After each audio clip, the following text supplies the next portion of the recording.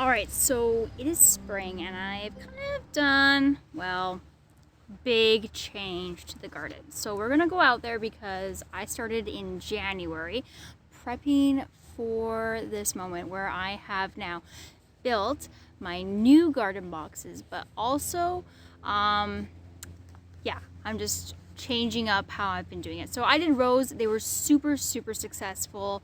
I did that for the past few years. I did them on the ground, nice 3 big, super long rows. It was great. However, one, it's really hard to maintain. They're just rows on the ground, in between was grass. So we had to pull out the push lawnmower to go between the rows, which was a lot because typically we're using the lawn tractor. So sometimes we didn't get to it, which means we had grass growing over. Another thing is that clover here is really hard to manage. So the clover was so quickly growing up over the rows. So that was not great. And the worst thing is that it really hurts your back. Not the beginning of the season, but like midway, end of the season, it really is painful to bend over for so long, not only maintaining the weeds, but then also picking off the clover that's growing over and re-edging it, in addition to the rest of the landscaping in the yard. So really, it was not a sustainable way for me to continue gardening. And I loved all the time. I've been loving Self-Sufficient Me's, the Birdie's garden boxes that he uses on his show. And so I've been looking at them. Unfortunately, it wasn't available in Canada. Then it got to I think it became available in the United States. However, shipping to Canada, not ideal. So just recently, a different company has come out. It's called Sprout Box, with a version of it in Canada. I am so excited because I got them. I'm so happy with them. Okay, so I'm going to show you those. I've set them up. I've leveled them off in the new spot. I'm going to explain to you why I have them set up in the way that I do. And then we're going to go ahead and start adding nutrients to there. And I'm going to kind of do it Hugo Culture style. I found a place where there is a bunch of wood. We've had a lot of floods around here, so there's a lot of damaged wood that's all piled up. So I'm gonna go get some of that, bring it back. It's gonna be a few trips, but it's already split. It's super wet. It's already rotting, and that's perfect for the bottom of my garden bins. So I got 32-inch tall bins. So that's like desk height, which is perfect. So I don't have to bend over, at least for this. The rest of the landscaping in the yard, absolutely. But at least this is one thing that's a little bit easier to maintain. Plus we have wild animals here, and you're not gonna have them not go through or near your garden. They're not really bothering the garden. Nothing really eats my stuff. However, they walk through it because it's like fresh soil, all nice, and they're like, ooh, look at this. So I don't really like that. So this is gonna make it so much better. I'm so excited. Yeah, and so things that have happened, my ducks are back. So I have 3 mallards that stay here all the time. They came back at the beginning of January. I have 1 male. They're not mine. I just call them mine. They're wild. They migrate, but they returned. One I call Charles, and then there's Martha, who's his mate, and then they've gained Alice. And they're peculiar colors. I don't know. So we're gonna check them out. They're hiding in we can kind of see one that's that bright white dot. Oh, I can't make my hand go the way I wanted to on the screen. Right there, that's one. I think that's Charles. So yeah, and then I noticed the other day the killdeer have arrived, so I heard them last night. And then we're looking at it's just the first week of February, so pretty quick here. We're gonna have the Rufous hummingbird coming back. The Anna's hummingbirds don't leave, so they're there. Swallows are not here yet, so they'll be coming pretty quick with the wood ducks. And I have those boxes in my trees there. Those are my wood duck boxes all ready to go. I also have swallow ones everywhere. Anyway, so I gotta get ready because it's the first week of February, which means that I'm gonna start seeding in March.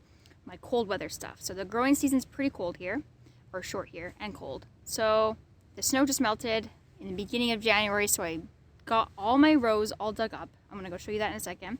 They're all dug up into a giant pile with my compost. It's all mixed together. And then, so what I'm gonna do is I'm gonna put the wood down first in the bins. Then I'm gonna put the old dirt with all the weeds mixed in, honestly, all the not decomposed compost. That's all gonna go on top, and then the top layer is going to be new garden soil. So it's gonna be a combination of things to help retain water and moisture, bugs,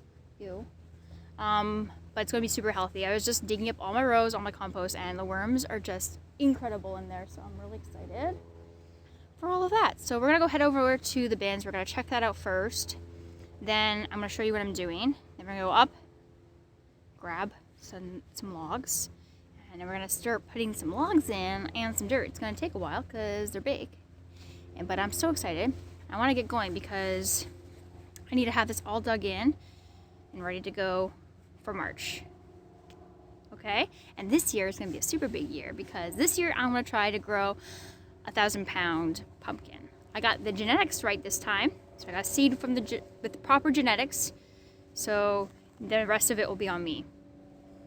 But we're gonna find out and try. So let's head on over to the garden area and I'm gonna show you what's happening. All right, so in previous videos, you would have noticed that this is where my old garden rows came out. So you would have seen them coming 3 rows up here. So now, instead, I have 6 garden bins, and they are spaced out quite a bit. So they're all set up, they're all leveled at this point.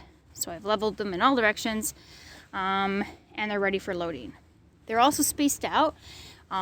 These are the sprout boxes, but they're spaced out wide enough for the lawn tractor to go through. So it's not a typical probably way. It's pretty wide, right? It's pretty wide. But what I like about it is that we're trying to make it as easy as maintain as possible because we have the rest of the yard as well. And because they're curved on the edges, if you put them together, you're gonna still have that like a little V shape, and then you have to weed eat around that. So we're gonna go like this because we can just drive around with a little lawn tractor. So we got 6 of these. I got the nice green color. They are absolutely beautiful.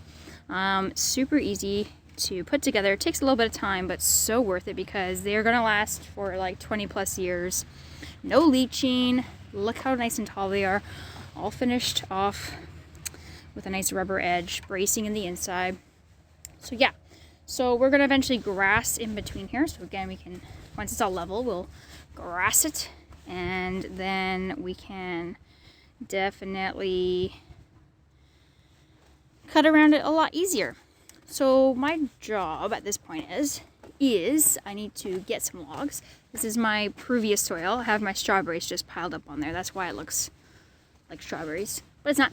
But as you can see, it's a mixture of compost, it's a mixture of the dirt, mixture of things that did not make the winter, and it goes all the way around. So we got a lot already in terms of soil, but it's probably not going to be enough to fill all that. So we're going to go up, grab some of these logs. This is where I'm sourcing. As you can see, like, this is not even good for firewood. It's water logged, you know, split. It's rotting, which is perfect for what I want because I want it to rot. So I'm going to continue allowing that process to happen. We're going to fill it up in the beginning layers of the compost bin, and then I'm going to add another chunk of this stuff. And then the top layer will be that nice new stuff. Okay, so we're gonna go grab more of this because we're gonna need a lot more.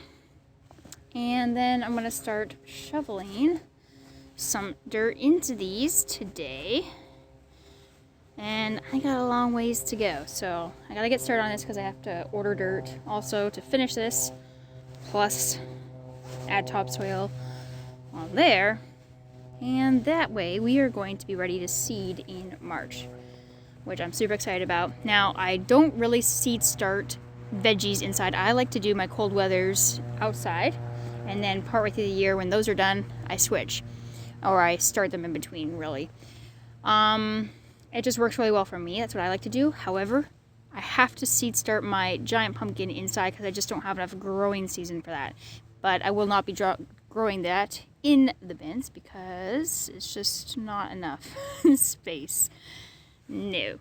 So yeah, we're gonna go head on up to source some more logs.